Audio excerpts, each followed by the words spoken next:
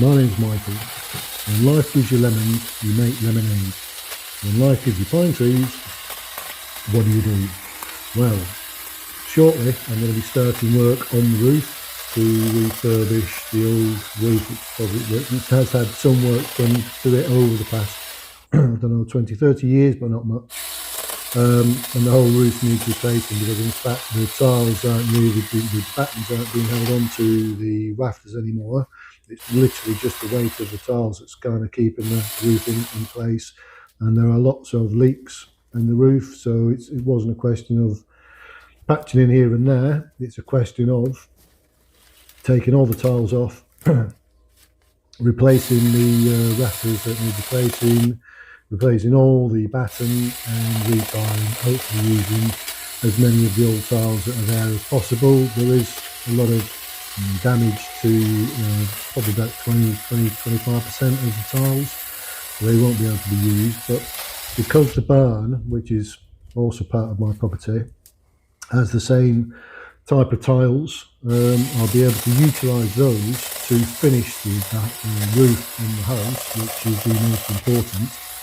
And at a later stage I will either find some more tiles from a local area, all the people that are selling old tiles, people redoing roofs and stuff, or I would just replace with what they call toile in France, which is metal sheeting.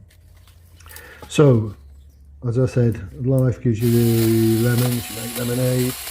Life gives you pine trees, you might as well utilise them. You got me thinking, I've seen a few videos of the guys out in the Far East that do incredible bits of scaffolding using bamboo.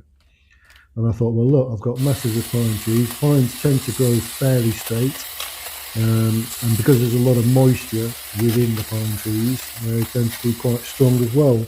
It's not a wood, unfortunately, it's not a wood you can burn, because of the moisture content within the wood, and it sort of really gets really smoky. I mean, it will burn eventually, and when it goes, but it's no use for the standard sort of wood burners.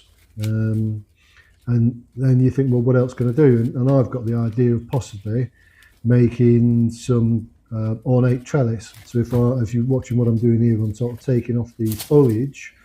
I wouldn't need quite thick as branches as that, but I could certainly make a frame and make some quite nice trellising. I'd imagine some nice natural trellising, which I'll be able to put all around the garden. All the pine trees are going to be coming down.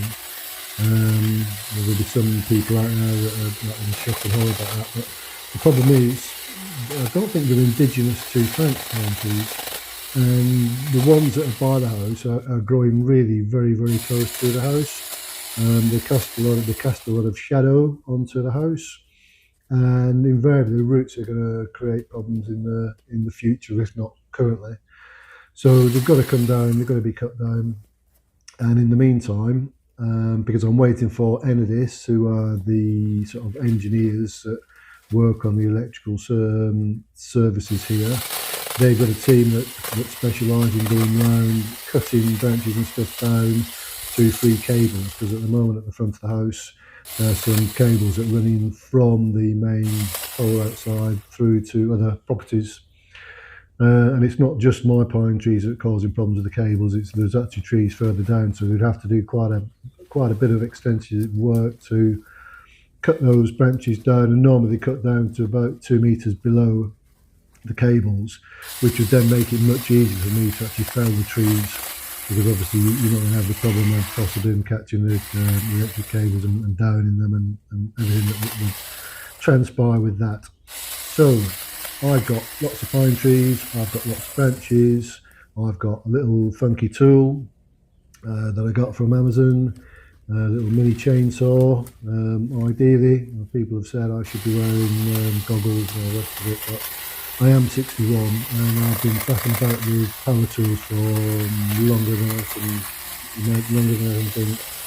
A good 40 odd years I've been messing about with power tools with safety at a minimum. So if you're going to be doing something like this at home, what I'd suggest you do is make sure you take your time, you wear protective clothing, you wear goggles, and don't follow my lead and just crack on like I've done. like I say, I've got a fair amount of experience with it. So I've got all the foliage off about, I don't know, 20 or so chunks of branch. And then what I'm going to do is I'm going to bring them over to where my ripsaw is. Check out what the lady's doing there. And then what I'll do is I'm going to make a basic sort of A-framed trestle. An A-frame which loops over the top slightly, which would allow for you to put a support between two, because what you'll need is you need two A supports with several beams running across to link it together so that it's kind of firm. So this was my first one. This is my prototype. Just going to quickly take measurements, get an idea of where I'm at. I think it's about 1 metre 30 centimetres, which is what, less than 4 foot in old money. And then using my ripsaw, you don't have to be exact. I mean, it just needs to be roundabout. Cut a couple down, reasonably thicker. The thicker pieces generally for the A, and slightly thinner pieces can be used just to create supports. You're going to slide them together. So I'll make a very basic A. Quickly check that it's around, I think there's around about 1 metre in height between the floor and where the cross section is, which is going to take a piece of branch sitting between the two. And then I've just got a couple of supports on the bottom of it. I'll start off with one support and then add another and then another. The idea is you want it to be reasonably firm when it's standing there, because obviously I'm currently just shy of 100 kilograms, which is in old money is about 15 stone, or in American it's about 220 pounds, something like that. So I could do with losing a few pounds in reality, or a few kilos, but as at my age it's easier said than done. I've sort of acquired a bit of belly on me which I can't seem to shift, whether I eat or whether I don't eat. Anyway, I digress. So here I am, nails in, 80mm nails, 3.5 inch nails. There you go, I've got my second one done. You can see where it crosses over, and that's going to be able to take a branch between the two. There you go, second one done, and all I do is just continue doing that. Doesn't matter really too much the overall state of the wood. It was all around about 50-60 centimetres diameter, which is about 2.5-3 inches diameter. So it's fairly strong, and because there's so much moisture in pine, it holds so much moisture that it's quite bendy as well. It will take a lot of pressure before it actually snaps. I'm fairly confident that the sizes that I've got there were reasonably straight. They were thick enough for what I needed to do. And then it's just a repetition. So you roughly, like I say, nothing's cut to exact. It's just roughly check that it's around about 1 metre. It's going to be 1 metre from the ground. It's going to take the cross bench and nail it up and move on to the next bit. And with that, it would then give me an area of around about 3.5 metres that I could then access the side of the roof that you can currently see on the right hand side there, with the tile sort of dangling down and the guttering hanging off. I'm going to be fixing it into that area. The other area, which you can't see, which is kind of the camera side, is quite compact, and that side I can put a telescopic ladder on and get onto the roof fairly easily that way. I could possibly do another one on the other side, but at the moment, if I've got decent access onto the roof, I can then work my way across the roof. So I didn't have to have scaffolding all the way around. It will be interesting, obviously, as I move up and into the height of the roof, because it extends. I suppose the roof in distance is around about 8 metres in total. I'm not talking about the overall height, I'm talking about, if you look at the pitch, it's about an 8 metre run. So I probably have to do a very similar thing and actually put some of these up inside the loft space and put some boards on there so that I can work from the inside and the outside to replace any chevrons that need replacing before I start to put the waterproof membrane on, and then obviously the batten. There'll be another video on the batten, which that's another story.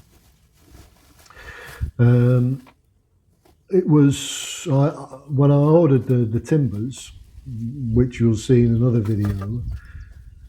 I was contemplating buying a sort of a cheap scaffolding tower from Leroy Merlin for €200. It would take you up a maximum working height of about 4 meters, which means that the platform stands at something like 2 and a bit meters. And it's €200, and I could reuse it, I suppose, throughout the property, but budget's really everything on this job, because I can't afford to spend too much money on things that possibly I'm not going to reuse in the future. I had a really super scaffolding tower which I got in the UK in Derby back in 2005, and I kept it all the way up until about 2018. So it came over to France with me. It helped me to build the house I built in Normandy.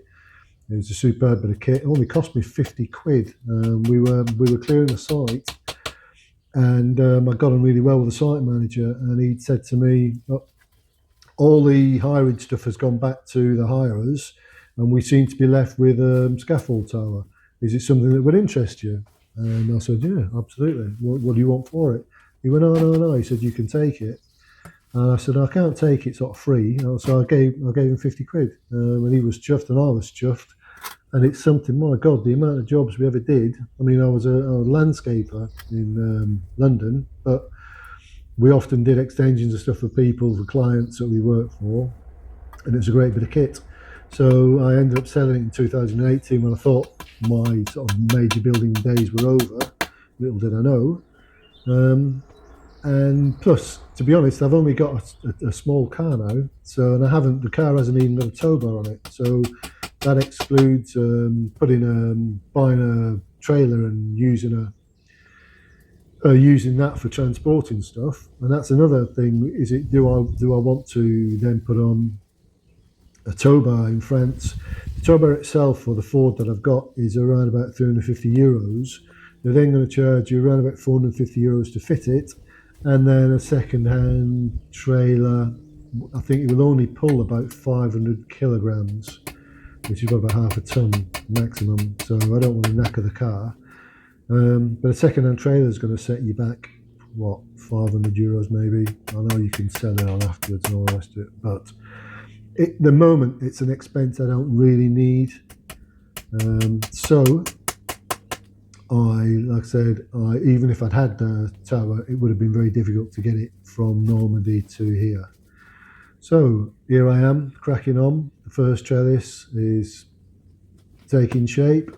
I've got a little sort of ladder section there, which enables me and old man to get up and on to the boards once they're in place.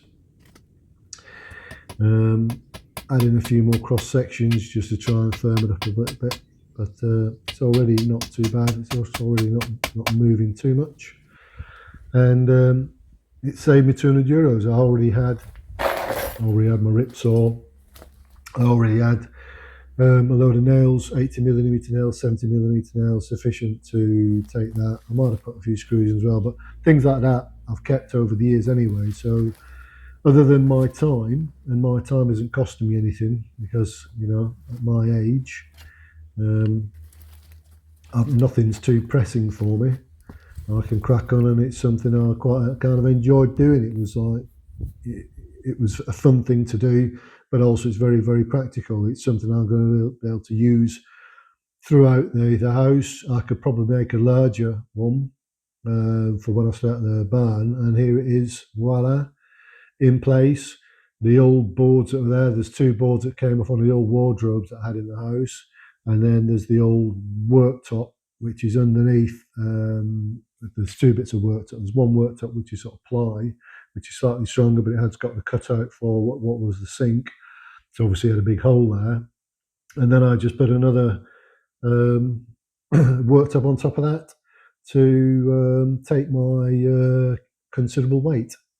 And the proof of the pudding obviously is in the tasting or the trying. So here I am, first attempt.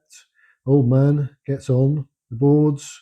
Will it hold him? Will it move? Voila, look at that. Solid, solid as a rock. There you go.